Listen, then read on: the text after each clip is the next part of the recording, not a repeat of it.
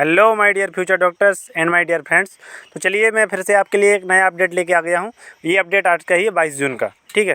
तो इसमें ministry of education ने कुछ अनाउंस किया है। मतलब कि एजुकेशन मिनिस्ट्री ने जो अपने देश की है वो तो बहुत ही ख़राब है, ठीक है, क्या ही कह सकते हैं उन्होंने। लेकिन अनाउंस किया है कि एक हमने हाई लेवल कमेटी बनाई है, वो भी किसकी, एक्सपर्ट की। तो क्या अभी तक NTA जो बनी थी वो बिना एक्सपर्ट के थे? मतलब कुछ भी बोल देते हैं कि हमने हाई लेवल कमेटी बनाई है एक्सपर्ट की to ensure transparent smooth and fair conduct of examination के। मतलब ट्रांसपेरेंसी के साथ एग्ज़ाम हो, स्मूथली हो और फेयर मतलब अच्छे तरीके से हो, ठीक है। तो मतलब आप ये बात बताइए, ऐसी बातें कर देते हैं कि हमने हाई लेवल कमेटी बनाई है एक्सपर्ट की, तो ये आप अपनी कहीं ना कहीं बड़ाई कर रहे हैं ना। तो क्या जो NTA में एजेंसी में इतने जो ऑफिसर्स हैं, क्या वो एक्सपर्ट नहीं है कि एग्ज़ाम को अच्छे से करा सकें? ठीक है, लेकिन चलिए आगे देखते हैं। ये तो बहस वाली बात हो गई, इसको छोड़ते हैं। तो फिर आगे इस पोस्ट में बताया गया है कि जो इस मतलब कमेटी के हेड हैं वो कौन है। हेडेड बाई के Radhakrishnan, former chairman ISRO and chairman BOG IIT Kanpur. मतलब जो इसके चेयरमैन है वो हैं के राधाकृष्णन, जो फॉर्मर चेयरमैन है इसरो के, and chairman of BOG IIT Kanpur के रह चुके हैं, ठीक है। तो the committee is to make recommendation on reform in mechanism of examination process. मतलब कि जो इस कमेटी के द्वारा काम किया जाएगा वो क्या किया जाएगा कि जो एग्जामिनेशन प्रोसेस की मैकेनिज्म है, उसको कराने का तरीका है, उसको एक नया तरीके से बनाया जाएगा। मतलब उसको कराने का, एग्ज़ाम प्रोसेस को कराने का एक नया तरीका डेवलप किया जाएगा।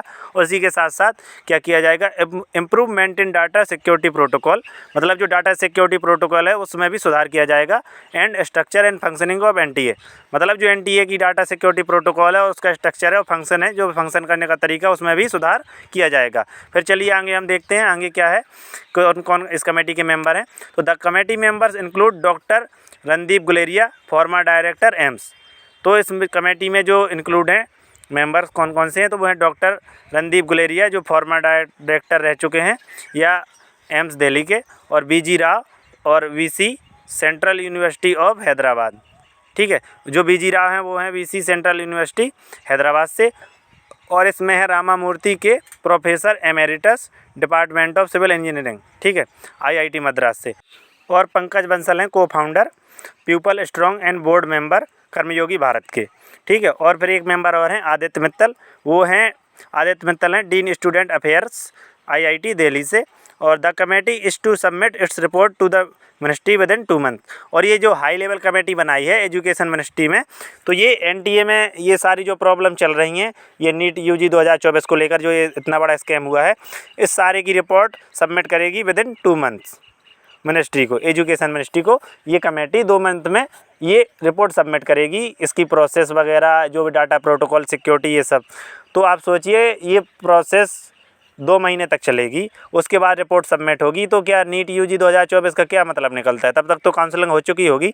पता नहीं ये क्या प्रूव करना चाहते इस बात से कि हमने कुछ किया है NTA के ख़िलाफ़ या NTA को अच्छी तरीके से चलाने के लिए। पता नहीं, जो भी हो, इस सब को आप छोड़िए। बस इतना अपडेट था कि कमेटी बनाई गई है, बस।